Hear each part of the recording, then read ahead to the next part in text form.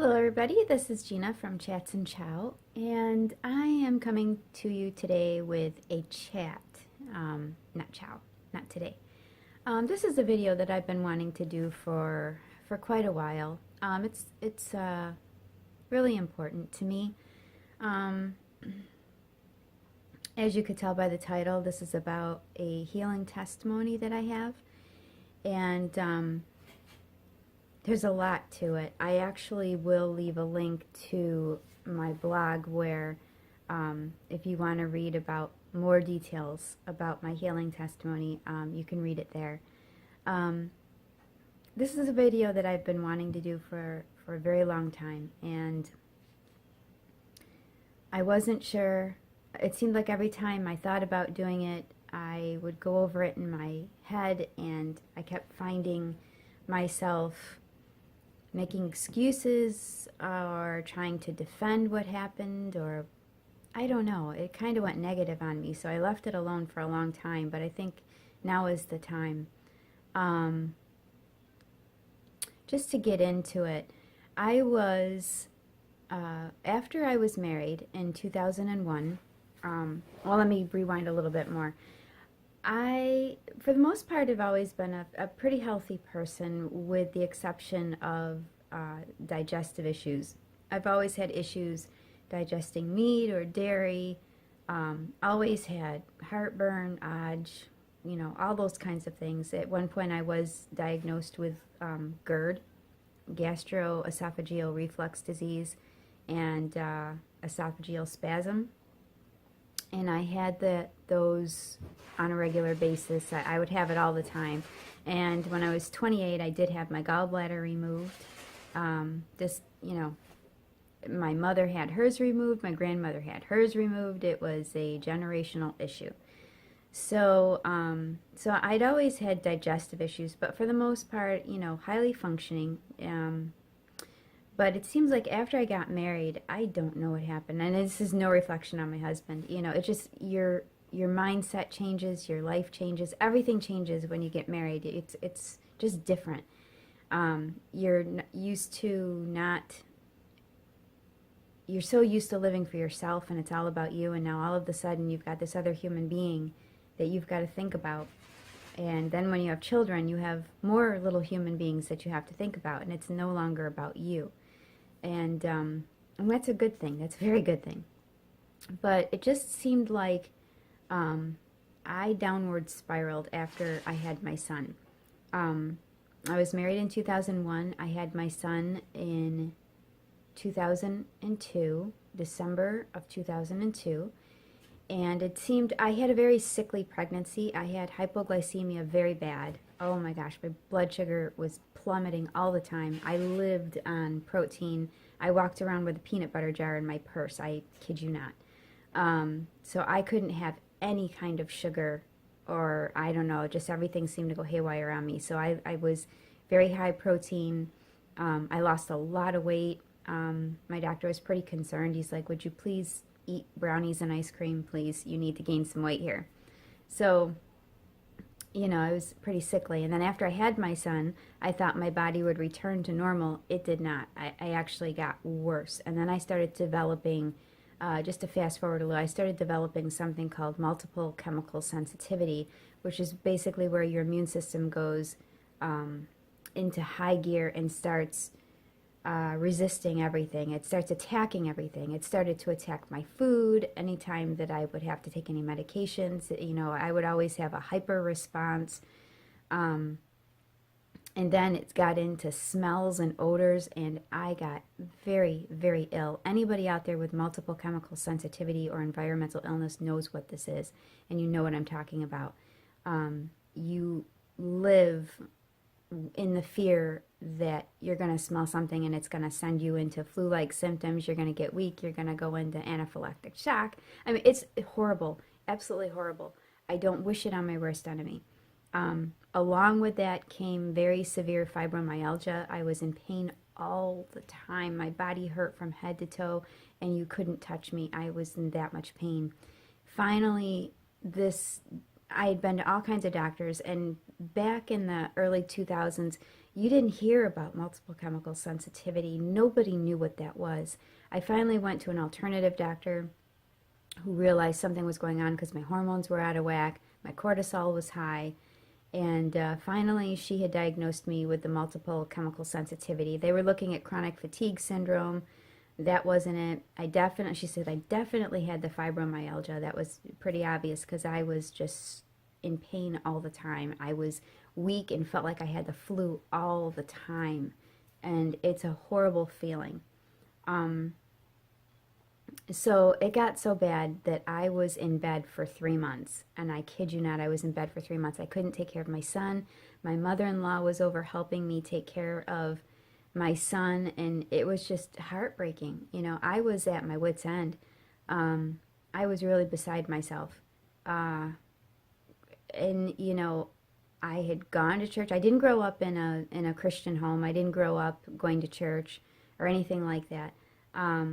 I believed in God. I believed in Jesus. I believed, you know, the Bible was true, to the best of my ability anyways. It was all an intellectual experience for me, I think, more than a spiritual one. You know, I just accepted that as the truth.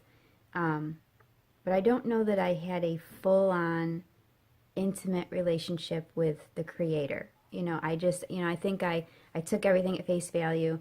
After a while, in my early 20s, I started going to a specific kind of church, and I'm not going to mention what kind of church because this is not about denomination bashing or anything like that, because there's all kinds of people in the world. I don't like to label them. We're all different. But I went to a church that more or less did not necessarily believe in healing, that healing was for today. They said, well, if God can heal you, you know, if he's having a good day and he looks down on you and wants to have mercy, yes, he'll heal you. You know, otherwise you're suffering for Jesus. Just accept it. This is just the way it is. This is your lot in life. This is, you know, your burden. This is the you know, the cards you've been dealt. And I just would not accept that. I'm like, no, no, no, no. I refuse to accept this. I said, when I read my Bible, I see Jesus healing people, and I see people getting healed. I want that. Why am I not having that? Why am I not seeing this in church? So my wheels were turning, and I was questioning everything. And I'm like, no, I don't think we're doing this right. Something's wrong. Something is very, very wrong. And I in no way want anyone to feel condemned, you know, if you've been seeking healing and it hasn't come for you, or anything like that. It's not about that. That's not what this video is about. I know everybody's struggle is different. Everybody is in a different place, and I want to be sensitive to that. I don't want to sound like, you know, I have the answers. You know, I'm all-knowing and have all answers and know everything, because I don't. You know, I have seen many people get healed, and I've also seen people die. And why that is, I'm not entirely sure. I don't have the answers. So I'm just speaking from my own perspective. I'm just speaking from my own experience. You know, I don't want anyone to compare themselves to me, and, you know, I don't want anyone to compare me to anyone else. So anyways, I was crying out to God desperately. I was under the care of 2 alternative physicians who just kind of shook their head, and they were like, we just don't know how to help you. And along the way, I had gotten involved with a lot of alternative modalities. I've gotten into acupuncture, acupressure, biofeedback. I had gotten into a lot of these different kinds of things. I had gotten into herbs and tinctures and Chinese herbs, Chinese medicine. You name it, I was in it, I was on it, I was taking it, or I was doing it. And nothing helped me. I kept getting worse and worse and worse. And now, that's a question. You know, why are you doing all these good things for yourself and for your body and nothing's working? And a lot of it was, for me, I realized, because my problem really stemmed from a spiritual origin. You know, I had gotten involved with, you know, some New Age practices and different things, and realized very quickly, this is not working for me. I don't know that this is a good thing, because I've actually gotten sicker since I got involved with these things and not better. And I don't want to judge anybody. I don't want anyone to feel judged or condemned or anything like that. But this was my experience. So anyways, you know, on my sick bed, I was crying out to God and asking him, why am I not being healed? I'll be right back. Hello everybody, I'm back. Got a little crazy there for a few minutes. Everyone was coming home, making noise, eating, turning TVs on, and the phone was ringing. Got a little crazy there. So let me just finish where I left off here. So anyways, as I was saying, I was bedridden for 3 months, and I ended up just studying everything I could get my hands on. I was, reading my Bible. I was praying. I was just crying out to God because I felt like He was the only one that could help me. I was like, well, you made me, you created me, you know what's going on. Is there something in my life that I'm doing wrong? What is the problem? I had so many questions, and I was so willing to change whatever was the issue, whatever the problem was.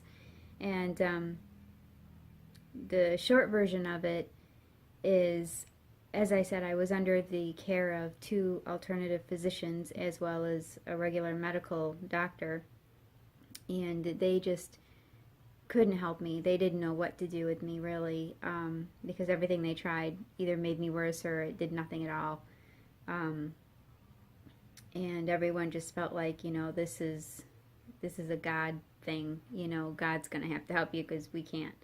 So the one alternative doctor had told me about a book that he had been given to him. Actually, one of my very good friends had given him this book, which is very strange, because she never gave it to me, oddly enough, but we hadn't seen each other in a while. It's kind of a long story, but we hadn't seen each other in a while, and otherwise I think she would have given me the book.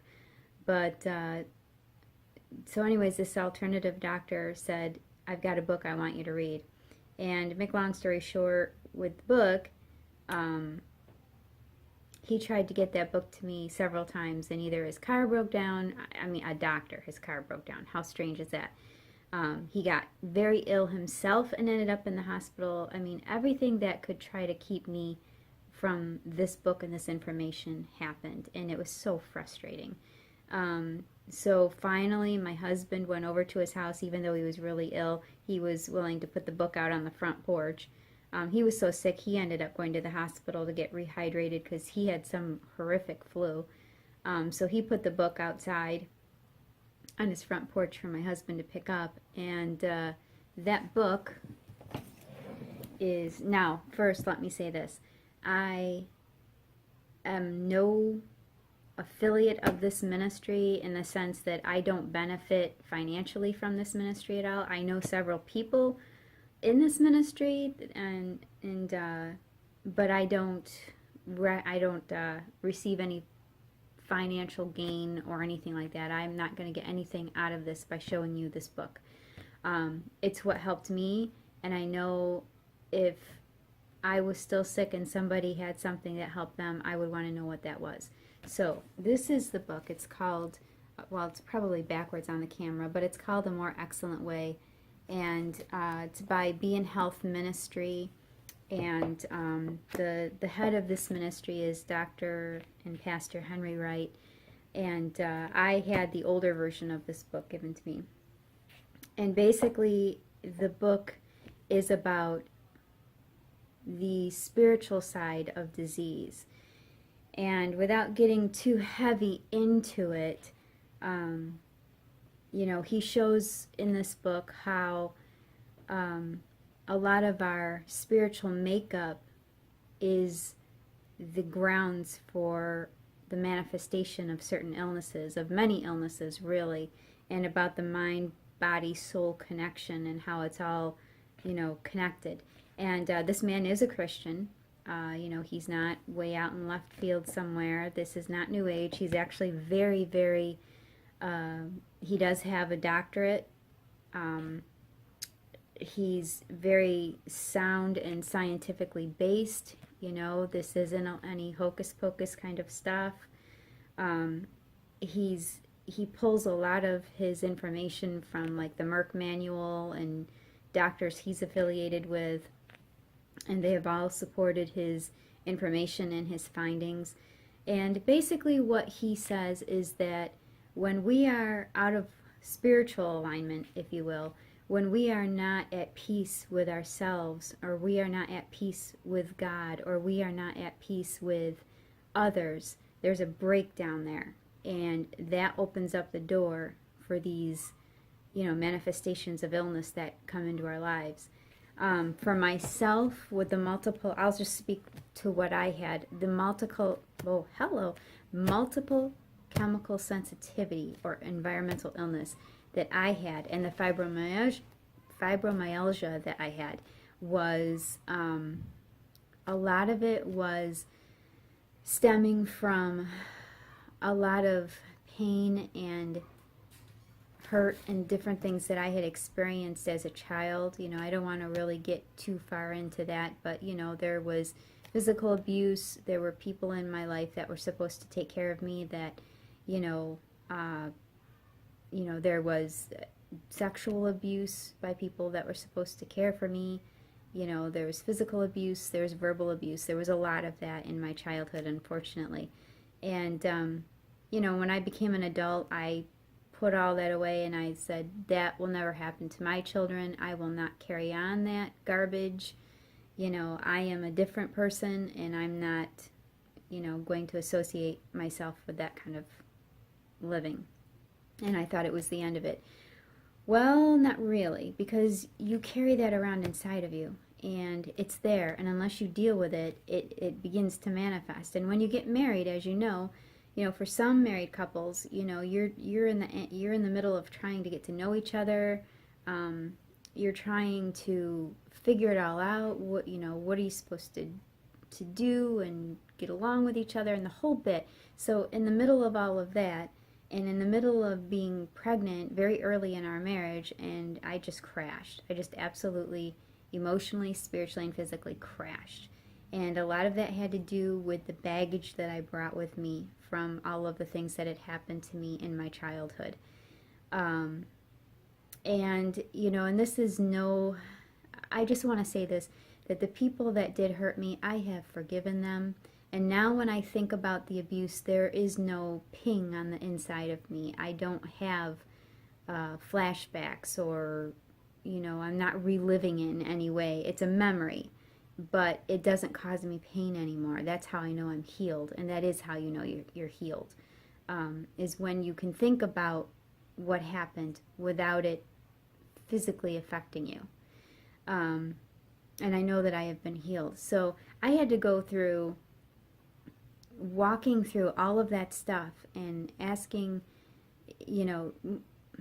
not me asking for forgiveness necessarily, but forgiving these people that had hurt me, and releasing them, and some of them had already passed on, some of them had already died, but I still had to forgive and let go. I had to come to a place where I realized that God was my Father, and He loved me, and He wanted to protect me, and in no way should I take the faults of other human beings on the planet and put that on Him, but I was. The short version of that, that's what I was doing. I had a very hard time trusting anybody. There's so much fear and anxiety that I had. I had very bad panic attacks and anxiety, really bad. I had social anxiety. It was very difficult for me after I had my son to go into a public store with him for whatever reason. Having my child with me, I just felt so vulnerable and open, and going into an open place, and I was so afraid something was going to happen to me and I wouldn't be able to protect him. It was very phobic thinking, really. It was just absolutely crazy phobic thinking. And in all honesty, when I was younger, I'd never told anybody, but I used to have real bad phobias. Like when I would go to a restaurant and I would eat, I was afraid the food would be contaminated, or I'd be afraid there were germs on the door, or I would be afraid that the food wasn't cooked properly. If there was a French fry, my husband laughs at this. We still laugh at this, but now I'll take the French fry and actually eat it. But if there was a broken French fry in my bowl or on my plate, I wouldn't eat it. I'd be like, oh, somebody ate off that and they're trying to poison me. This is crazy phobic thinking, and I'm very embarrassed to even admit that I had that, but it's true. I wouldn't put my hands on a door because I didn't want to, expose myself to the germs. I was extremely phobic about everything. Everything. You know, my husband would leave and I would be, you know, terrified that something was going to happen to him. One day, right after we were married, he came home like a half an hour late and I lost my stuff. I mean, I was like, oh my God, where have you been? Oh, it was pitiful and embarrassing. Okay, so when I tell you that I think I was almost on the verge of psychotic with the phobias and the fear and the anxiety, it's true. So anyways, let me speed this up a little bit. I began to understand through reading Pastor Henry's book that I was not at war with myself. The Bible talks about how we're not battling against flesh and blood. We are battling against principalities, powers, and wickedness in high places. What had happened to me was this spirit of fear. You know, I do believe it to be generational because my mother had really bad panic attacks and anxiety. She had a horrible childhood. She was abused in many ways herself, and she's passed on now.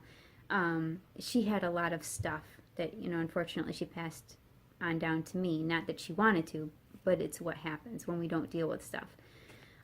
So I've been very, very vigilant in making sure that I deal with the stuff so it doesn't go down to my kids, or at least if they do experience it, they know how to shut the door on it and they know how to deal with it.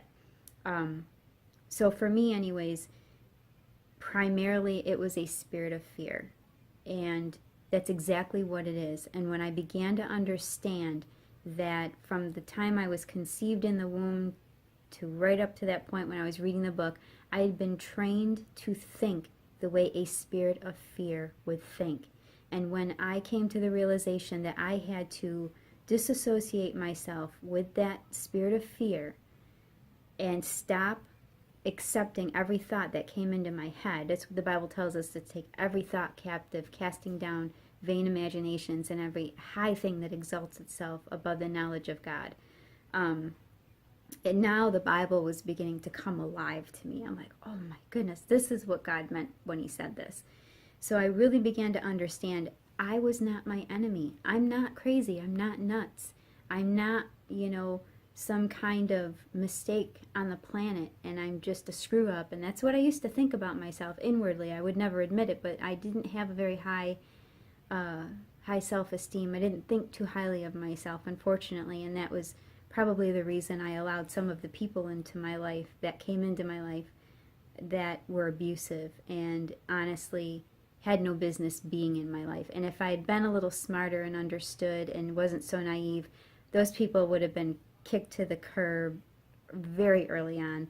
I had some very bad relationships with men, and I look at it now and I'm like, how could I have been so naive? But low self-esteem, you don't think highly of yourself, you're always trying to look for the acceptance of people, and you keep giving people chance after chance after chance. And that's not to say that I was perfect either.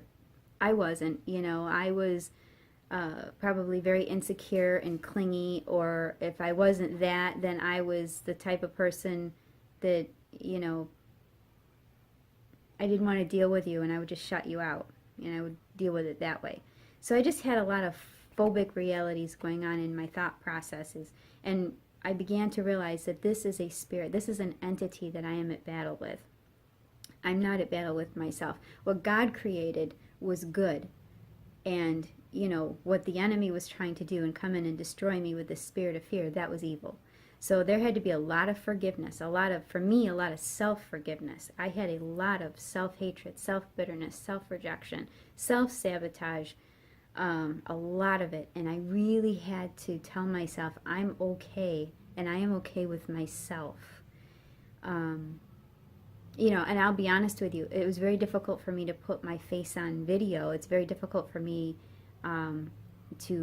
I've spoken publicly about my testimony, and it was a very, very hard for me because I felt like all the stuff, you know, I'm not pretty enough, I'm not thin enough, or, you know, or I'm too skinny, or all this outward things that were going on, and just, not putting myself on camera because not feeling worthy.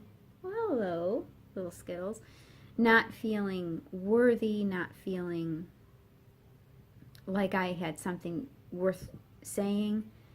There was such a battle going on. Even now, even though I know all these things, the voices are still there and I still have to deal with a lot of it. But now I know it's not me. Now I can separate myself from the stuff and understand that what God created is good. And who cares if people see, my zits or my wrinkles or my flaws or whatever. Who cares? Who cares if they see, that I have a little chub on me or whatever. That was big for me. Big, big, big, big. Because I've been very thin all my life, and after I had kids, I've got this chub. I'm like, oh my gosh, where did this come from?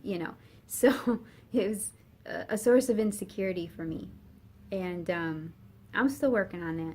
But now it's not out of self-hatred. Now it's more out of, okay, we need to be healthier. We need to make some healthier choices and maybe put the cookies down, things like that. But now it's not a hatred thing, a self-hatred thing. So anyways, my point was, I understood that I was dealing with a spirit. And so then I got involved with, honestly, I read the book. I never went down to Georgia to his ministry.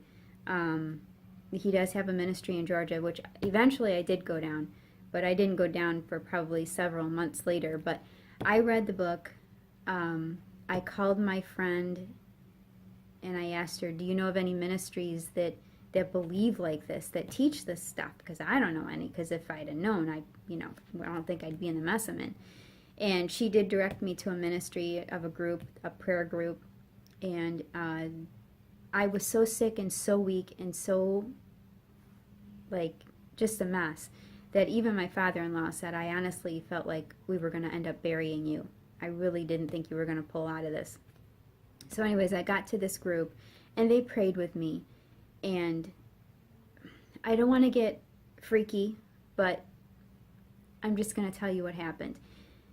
At that point in time, I was very unsure about spiritual things and spiritual warfare and evil spirits and all that stuff. I just said to them, I know this is a spirit of fear. I understand that I've been dealing with this for a long time, and I just want it gone. So they prayed with me, and they commanded that spirit to leave in the name of Jesus Christ. Not hocus pocus crazy stuff. They did exactly what Jesus Christ did himself in the New Testament. That's what they did. That is biblical. It is irrefutable. And I know that there will be some that say, that's not for today. We shouldn't be doing that. Had I had believed that kind of theology and thinking, I would probably be dead right now. So I was very thankful that these people were willing to take a stand on the scriptures. And Jesus Christ himself said, these things will you do, and greater things will you do, because I go unto the Father. And he was speaking to his disciples, and he very clearly said that he had a fold that, he had sheep that were not of this fold when he spoke to his disciples, meaning he had other sheep that were going to come on in later. Well, that's us. So I do very much believe that we are to cast these things out in the name of Jesus. And that we are dealing with spiritual elements, and that a lot of our sicknesses and illnesses and physical malaise and all of that come from bad thinking, come from fears and phobias, and these aren't just feelings and emotions, these are entities and spirits. And that's where I finally got free, because I understood that this isn't just the way I am. This isn't just the way I think. This isn't just, well, my mother was that way, my father was that way. No, I can change. And I have, very much so. I'm a completely different person than I was in my 20s. I was a wreck in my 20s. Quite honestly, I was really a wreck. Now I'm so much more peaceful, and I've gone through so many things. Both my parents have passed on. My mother died in 2006. That was very hard to deal with, but at the same time, when she died, I had nothing but love and peace in my heart for her. And she was a big catalyst, a big part of my angst and anxiety, because she had me exposed to people that she shouldn't have had me exposed to. But I forgave her for that, and I love her, and I understand that She herself was abused, and, you know, you can't give what you don't have, so to speak, unless you know the Lord, unless you know God. Then you know He is love, and you can get that love from Him, and that's exactly what I've done. And I'm a much more peaceful person now. And even after I got healed, I was still going through my stuff, still going through issues. My husband and I actually divorced, and we were apart for a handful of years, you know, and then we, you know, had to work through a lot of our own stuff and junk, and we ended up getting remarried in 2014, and we're back together, and our kids are happier, you know, we're happier, we're more at peace. We've really gone down the road of hard knocks and understood that what love is, that love isn't just, you know, lovey-dovey feelings. It is a decision. It's a decision that you make every single day. Married love is a decision that you make, that you're going to love that person, you're going to take care of that person, and you're going to look out for the best interest of that person. And you're going to do all that you can to make them happy and to help them become a better person, and vice versa. And that has taken a long time to get to, okay? I love my husband. He is a very good man. I am blessed to have him. But man, were we stubborn and locked horns and knocked heads a lot. But we've come a long way. And we still have a ways to go. But now the physical illnesses that I had are out of the way, and now we can actually have a marriage. You know, he was very angry when I was sick. Instead of being supportive, he was actually very angry, didn't understand, frustrated. Why is this happening to me? Why is this had it happen to my wife? You know, so he had to deal with a lot of his stuff too, a lot of unloving stuff. And he has, and he's a much more understanding person now than he was, you know, 15 years ago. So let me try to wrap this up here. So anyways, again, this is the book. It's called The More Excellent Way by Dr. and Pastor Henry Wright. The ministry down there is absolutely phenomenal. I ended up, after I got healed, it seemed like after they prayed for me, all of a sudden my body started healing. I started to do things that I couldn't do. My muscles were so atrophied that I had a physical therapist come in, and she was working with me on a regular basis, and she said, I don't know what happened to you, but what would have normally physically taken 6 months only has taken you a few days. She goes, I've never seen this before. And I told her what happened. She wrote all the information down, the book, everything, and she said, I had to look into this.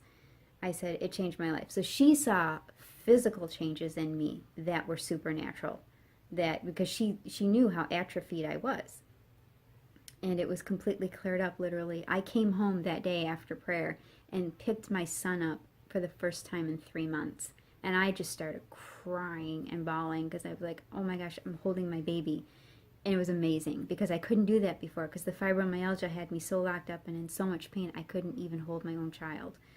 So it was gone. It was completely gone. And now that is not to say that this stuff does not try to come back. But when it does, I stop myself and I say, all right, something's going on here. And I realize that I am stressing out, I've got anxiety, something's going on, I need to deal with this, I need to take care of this. So that's what I do, is I deal with that problem, I deal with that issue, and I'm like, no, this is not coming back, and I grab hold of it, and it leaves, and it's gone, and it stays gone. So, you know, I just really wanted to let you know that there is hope. There really is hope. You don't have to suffer, that there really is a God in heaven that hears our prayers, who answers our prayers, who hears us. And if we're honest, you know, He will help us. So,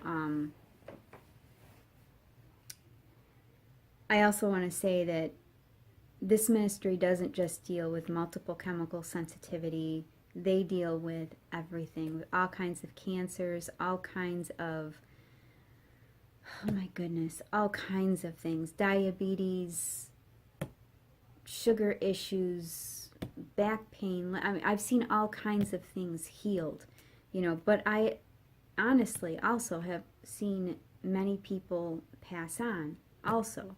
So I don't want to say that, oh, this ministry is the end all Um, you know, there are some people that are just totally, just really, really stuck in their stuff and have a very hard time separating themselves from their disease and from their illness. And they, you know, it sometimes becomes a part of their personality. It becomes a part of who they are, and they don't know how to separate themselves from it, you know, and I understand that. And I, you know, so I'm very sensitive and very aware of that, you know, and again, I don't want to condemn anybody in any way. I want to be sensitive to that.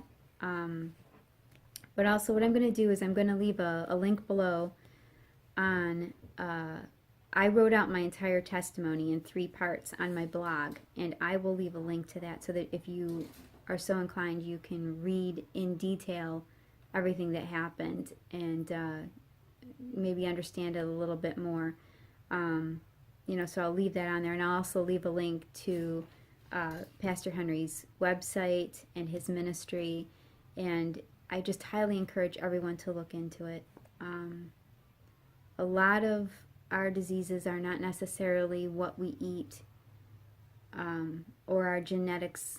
Oftentimes it's our thinking, you know, like Pastor Henry says, you have stinking thinking, and I really had a lot of stinking thinking. Now, are there genetic things? Of course there are. But those are also, I've seen people with genetic markers, and when they dealt with their stuff, they were gone.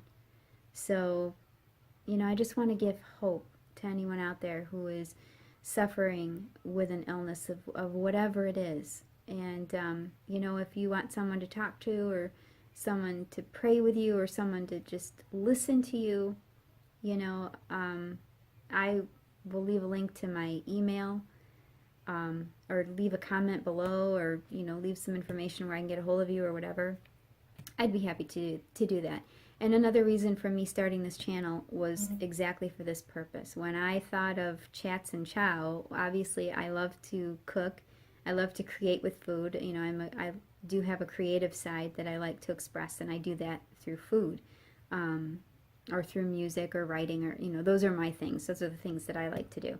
But the chat part was primarily this, my healing testimony that I wanted to share with everybody. This was big. And, you know, I'll also have further chats on different things. I really don't want to go too deep into religious, religious arguments or political arguments or anything that would divide people. At this stage in the game, our world, our nation, where we're at, we just need some peace and some understanding. It doesn't mean that we compromise our convictions or anything. It just means stand on your convictions, but do it in love. You know, don't be hateful. So there's a way to do it without being hateful. But I'm not into the political stuff. I'm not into necessarily the denominational bantering that goes on. You know, I am a believer in Jesus Christ.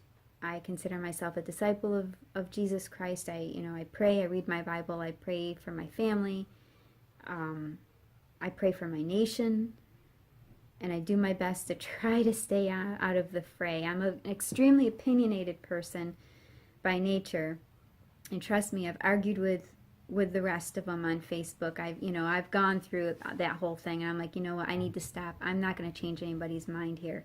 So my chats will hopefully be words of encouragement and uplifting, and you know, maybe how I deal with things or how I might look at things, you know, things along those streams.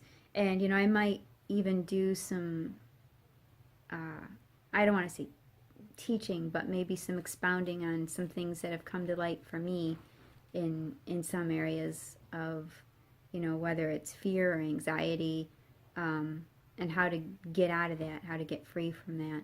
So anyways, I do hope that you find some encouragement and some hope in this video. I hope that you'll look into this information and into this ministry, and if I can be of any help or encouragement, or just you know, an ear to listen to, you know, some ears to listen, or just someone to pray with you, I would be happy to do that. You know, so that's pretty much it. And I just wish everybody a lot of love and happiness and peace and healing in every possible way, mentally, physically, spiritually. So anyways, you have a blessed day, have a blessed life, and we'll be back with some more cooking videos. I've got some more good stuff coming up, I think, which, you know, I try to put some recipes out there that are different, you know, so you're not always seeing the same old thing. But, so anyways, we just hope this channel brightens up your day somewhere along the line. So anyways, have a great day, be blessed, and we'll be back soon.